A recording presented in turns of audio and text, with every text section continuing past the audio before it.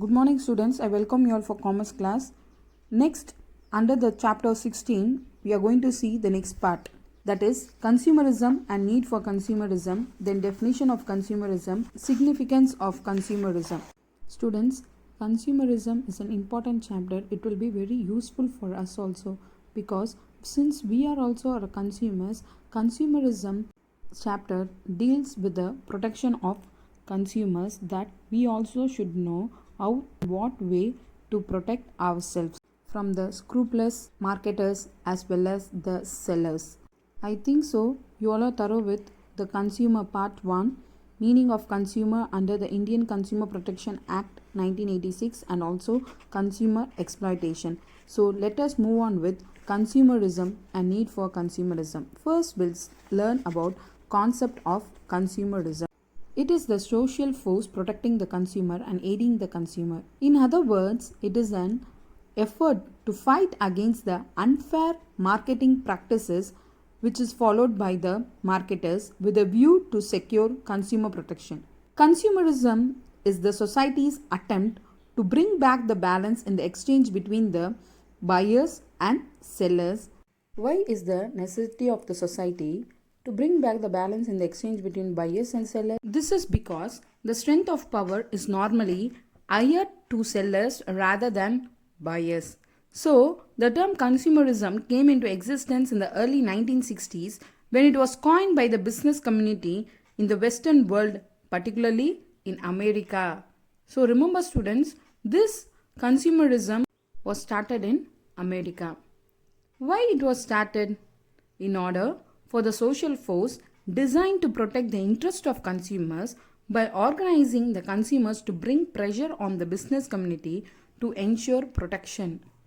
So, students, remember it was started in order to protect the interest of the consumers. Normally, producers, sellers and service providers gives importance to the consumers. Why they are giving importance to the consumers?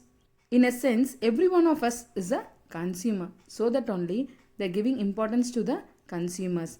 It may be individuals, families and institutions.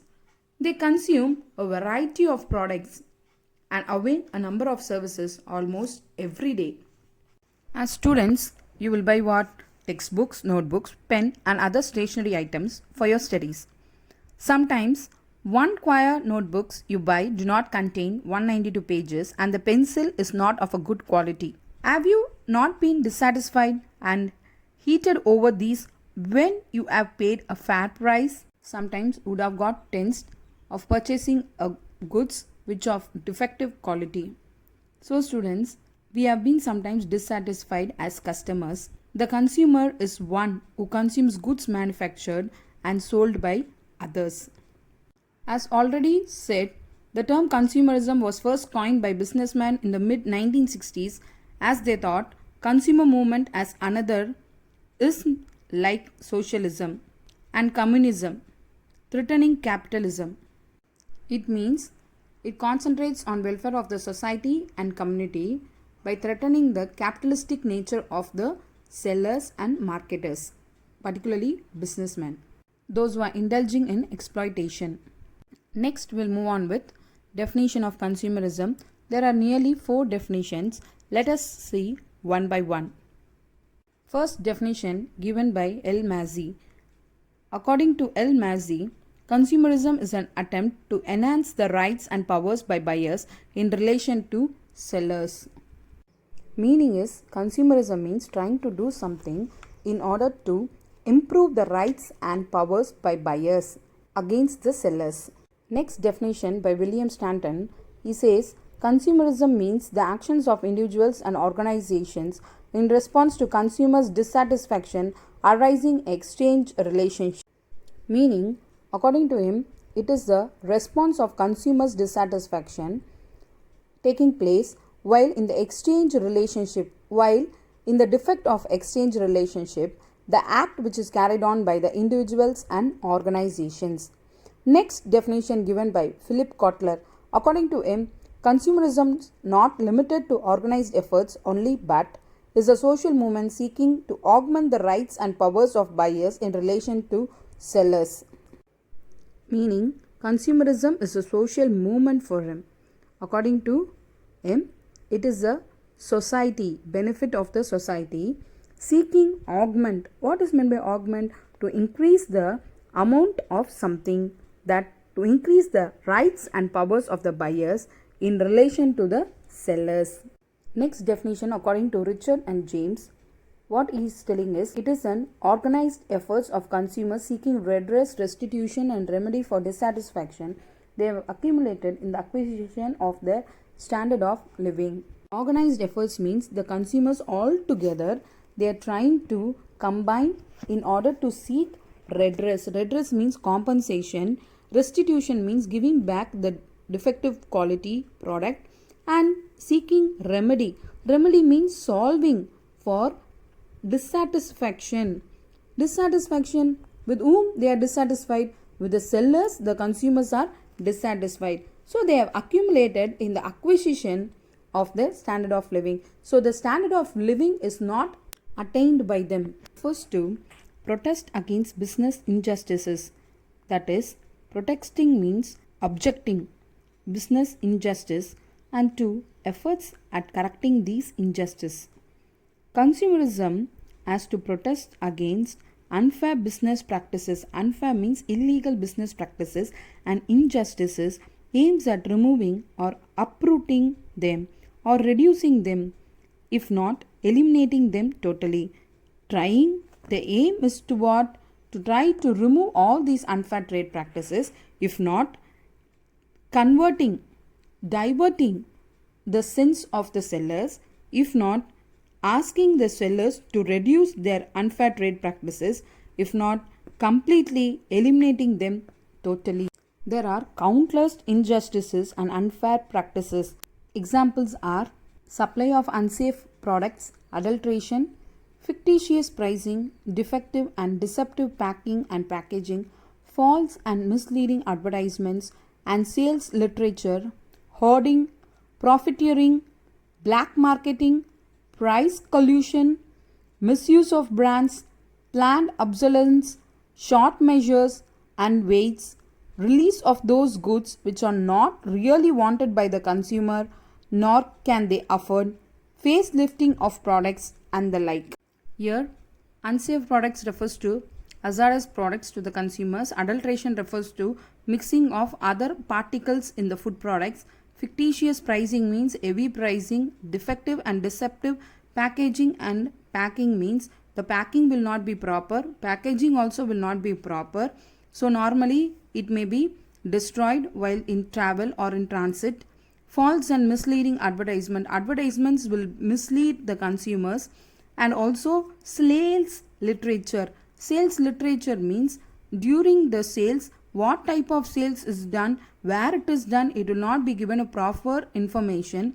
Hoarding means illegal activity carried on by the businessman. Profiteering means only the motive will be profit, not benefit for the customers. Then black marketing means black money, earning black money. Then price collusion, price will not be in proper manner. Misuse of brands, they will not use the brands properly, they will try to misuse the brands.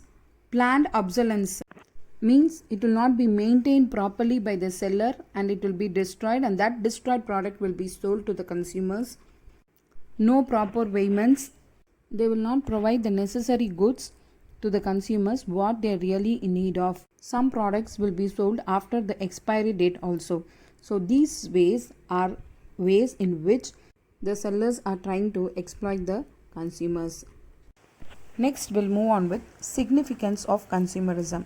What is meant by significance? Significance means important things which is dealt in consumerism. So under that we are going to see importance of consumerism. So importance of consumerism lies in awakening and uniting consumers. So the first and foremost thing in importance of consumerism, why consumerism is treated as important? To awaken. Awaken means what? To make the consumers alert, and in order to unite the consumers. Next is discouraging unfair trade practices. So unfair trade practices to be abolished.